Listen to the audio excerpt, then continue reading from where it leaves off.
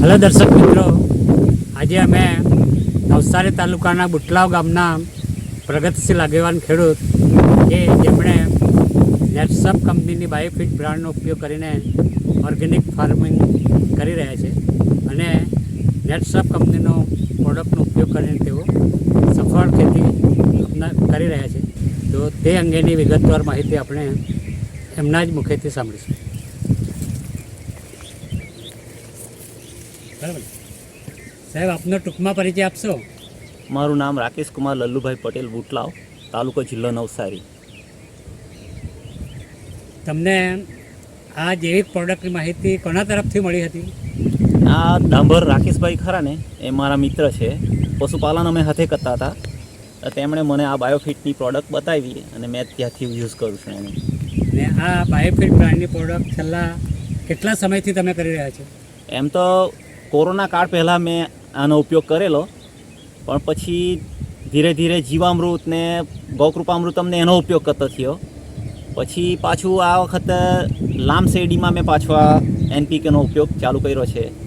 Biofit, Steamrich, 99 બધી product બાયોફિટની વાપરી છે. સારું એવું રિઝલ્ટ મળ્યું છે.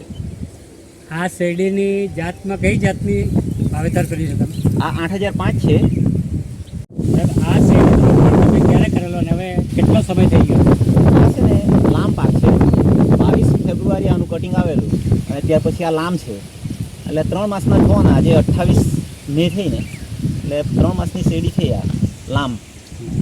ત્યાર પછી આપણે આ બાયો પ્રોડક્ટ વાપરતા છે. ત્યાર પછી પણ આપણે આગળ બીજો પણ વિડીયો લઈશું અને તે ખેડૂત મિત્રોને આપણે એની પ્રગતિ બતાવીશું. બરાબર? ચોક્કસ. આ 3 માસનો છે. હજુ ત્યાર પછી પાછા બીજો.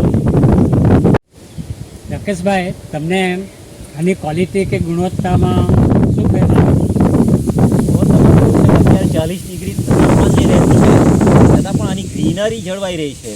હજુ જમીનમાં હજુ સૂકું છે જમીન, છતાં પણ એની ગ્રીનરી એકદમ જળવાઈ રહી છે.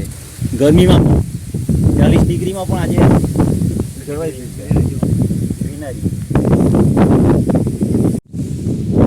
હલો રાકેશભાઈ, અમે તમારી પાસેથી એ જાણવા માંગીએ છીએ કે તમે પ્રગતિશીલ ખેડૂત છો, તો બજારમાં બીજી અન્ય ઓર્ગેનિક પ્રોડક્ટ પણ ચાલી રહેલી છે અને આપણી આ બાયોફિટની ઓર્ગેનિક પ્રોડક્ટ વચ્ચે શું વિશેષતા અને શું તફાવત તમને લાગે છે?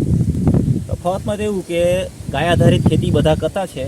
મેં પણ ગૌકૃપામૃતમ બનાવું છું, પણ મારે ગૌકૃપામૃતમ વાપરવું હોય તો મારે 1 અઠવાડિયા પહેલાં એને બનાવીને રેડી રાખવું પડે. આજે વાપરવું હોય તો. જ્યારે આ બોટલનું શું છે કે રેડી ટુ યુઝ, ખોયેલું ઢાંકણ કે વાપરી કાઢો. એટલે એટલું ખરું કે 1 અઠવાડિયા પહેલાં આપણે પ્લાનિંગ નથી કરવા પડતું ને રિઝલ્ટ બી સેમ છે મળતા. પ્રોડક્ટ સારી છે. અને આ કેટલા વીઘામાં છે આશરે? આ 1.5 વીઘામાં છે. અને આ ઉપયોગ કર્યો હતો તે બતાવશું.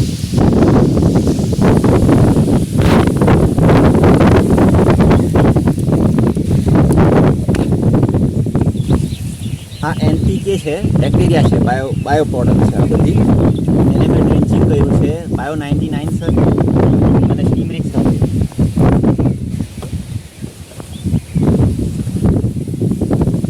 પ્રોડક્ટનું મેં ડ્રેન્ચિંગ કર્યું છે અને સ્પ્રેમાં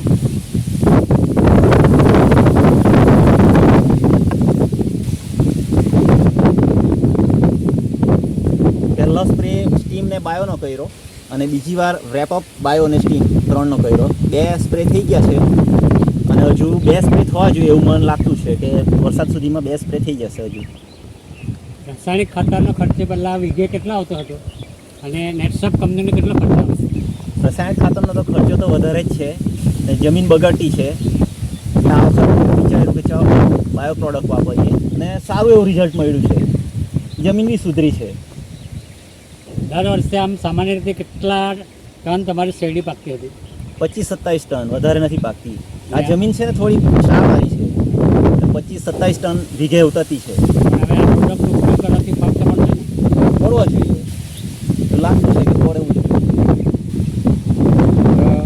આ નેટસપ કંપનીની આ પ્રોડક્ટથી તમને સંપૂર્ણ સંતોષ છે? સંતોષ છે વાપરીએ છીએ એટલે સંતોષ છે.